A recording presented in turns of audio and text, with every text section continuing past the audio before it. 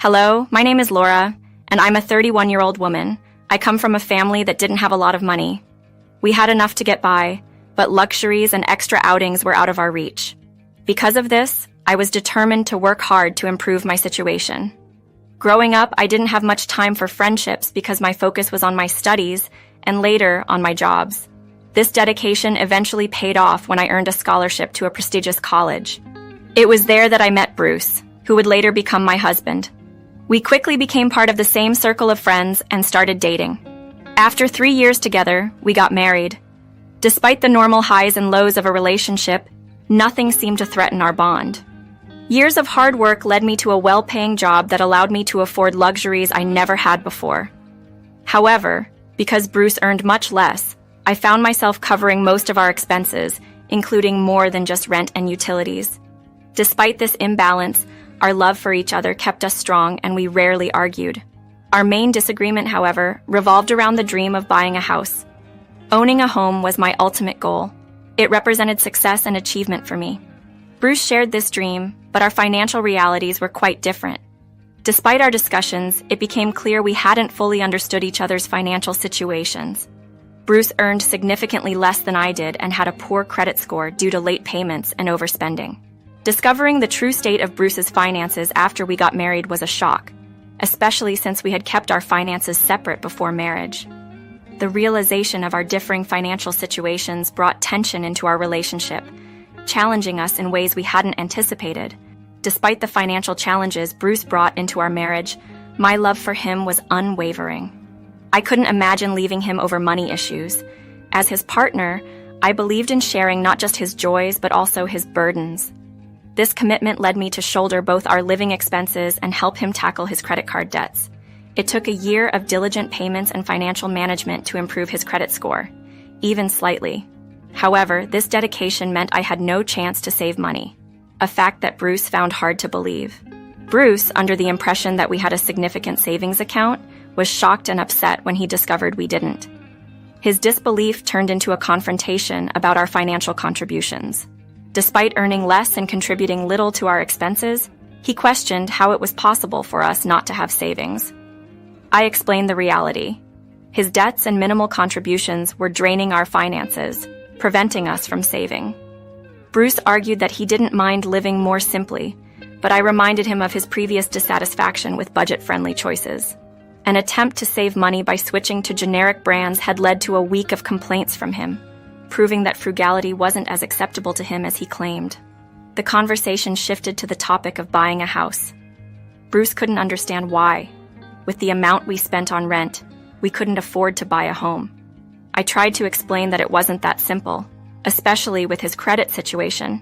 I suggested that our focus should be on improving his credit score first, ensuring we could jointly afford and truly own a home in the future without financial strain.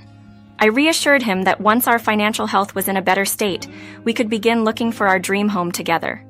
Bruce's persistent push to buy a house was exasperating. It felt like I had to explain financial basics to him as though he was a child, even though he was fully grown and should have understood these matters.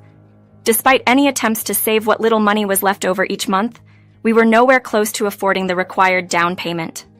Furthermore, the mortgage would have to be solely in my name, placing a heavy financial burden on me alone, a responsibility I wasn't eager to take on by myself. Bruce's subtle signs of disappointment were meant to remind me of his dissatisfaction, but I found it hard to sympathize with him. Given his financial mismanagement, I felt he should have been thankful that I stayed and supported him, rather than expressing ingratitude, which only served to irritate me further. Regularly, Bruce lamented being the only one among his friends without a home, branding it as a source of shame for someone his age. He employed every form of emotional manipulation he could think of to pressure me into buying a house, actions that left me feeling more repulsed than persuaded. I was baffled as to where he thought the money for such a purchase would come from. When Bruce saw his attempts were futile, he escalated the situation by involving his mother, Angela, hoping she could sway me.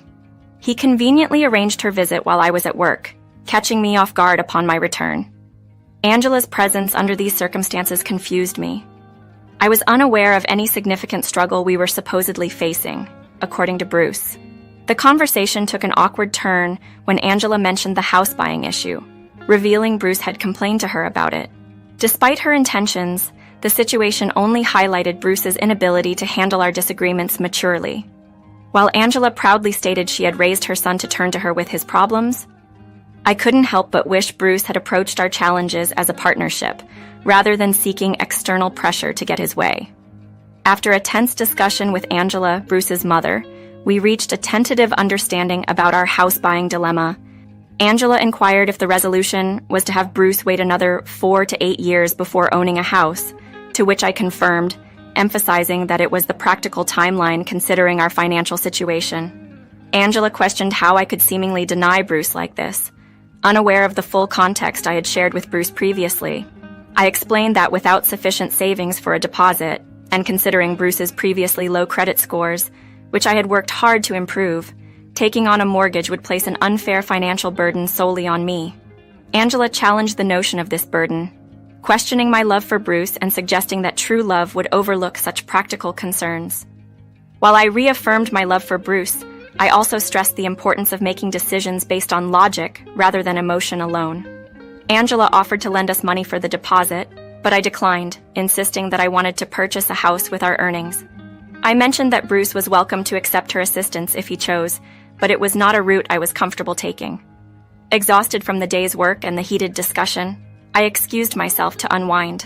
As I retreated, I could hear Angela accusing me of selfishness for not immediately jumping at the opportunity to buy a house, but I was too drained to engage further. The repetition of explaining our financial reality to both Bruce and his mother had worn me thin. Deciding that enough energy had been spent on the matter for the day, I opted for a hot shower to relax and clear my head.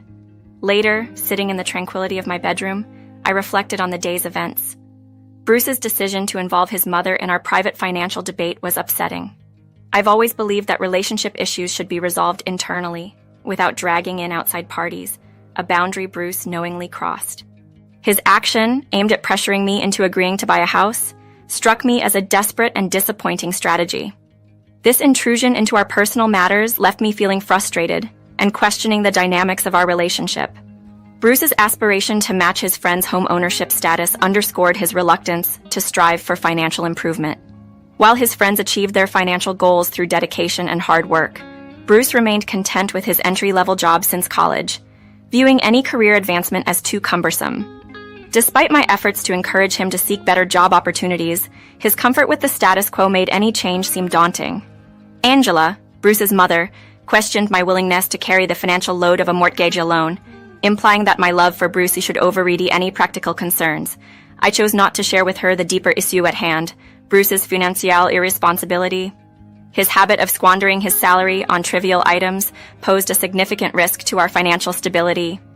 If we were to commit to a mortgage, Bruce's contribution would be crucial to avoid compromising our basic living standards.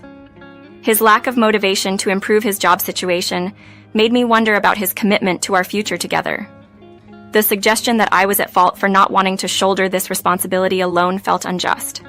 Explaining this to them seemed futile, as I anticipated they would twist my words against me. That evening, Bruce informed me via text that he would be staying with Angela, expressing an expectation for an apology from me to both of them. I stood firm in my conviction that I owed no apology, feeling that it was they who should apologize for putting me in such a difficult position and casting me as the antagonist in the situation. Feeling overwhelmed, I invited my best friend Judy over for support. I needed reassurance that my feelings and decisions were valid amidst the pressure from Bruce and Angela.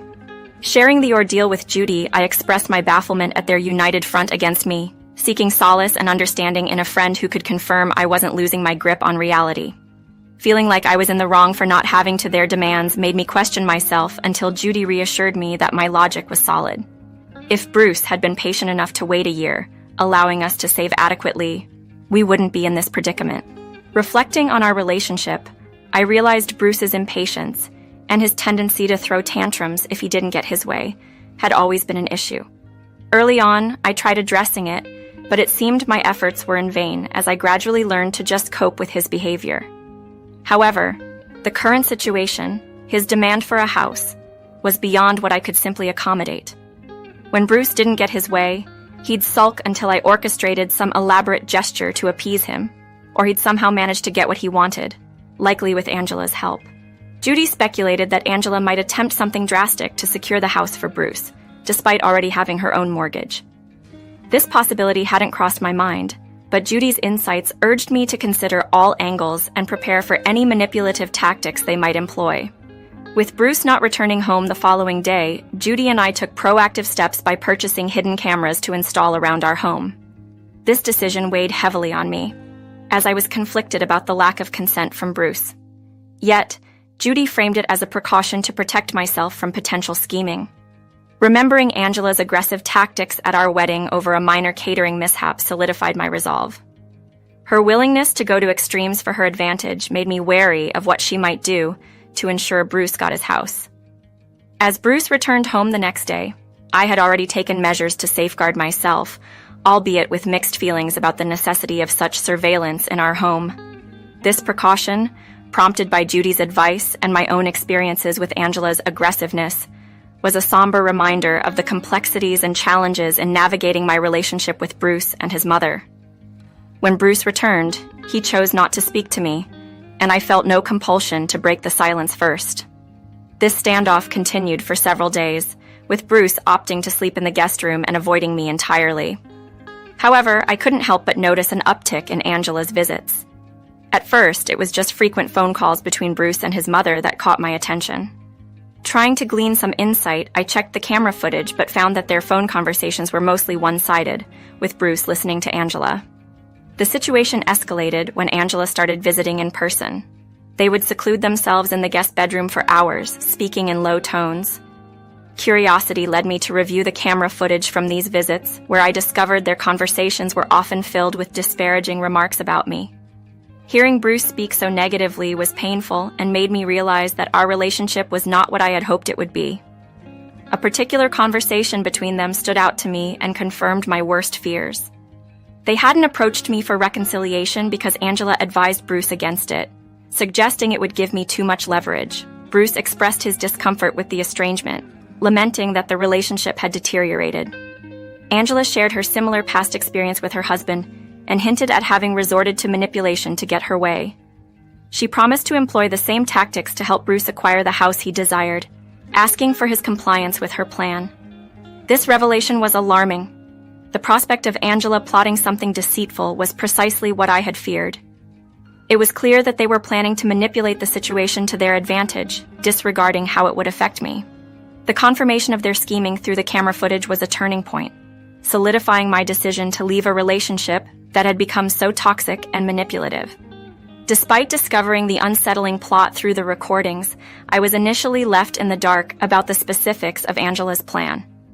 Just like Bruce, I had to patiently wait for her scheme to unfold. Engulfed in work the following day, I had no opportunity to keep an eye on the happenings at home. By the time I returned, drained from the day's toil, Bruce's unexpectedly cheerful demeanor caught me off guard. His sudden affection sparked my curiosity, reminding me that Angela's plan must have come to fruition. Escaping under the pretext of needing to freshen up, I rushed to our room to check the recordings. My fears were confirmed.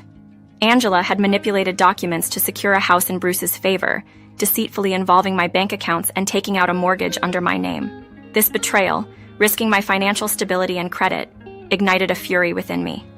Yet the late hour meant I had to wait until morning to take action. First thing the next day, I sought legal counsel, taking Judy along for support. We initiated legal proceedings against the forgery, ensuring all necessary steps were meticulously followed. Upon my return, I found Bruce still basking in his oblivious joy, with Angela radiating triumph. Their casual inquiry about my day off work was met with the harsh truth of their actions. Confronting them with the revelation of the forged documents in my name, I watched as their smugness faltered.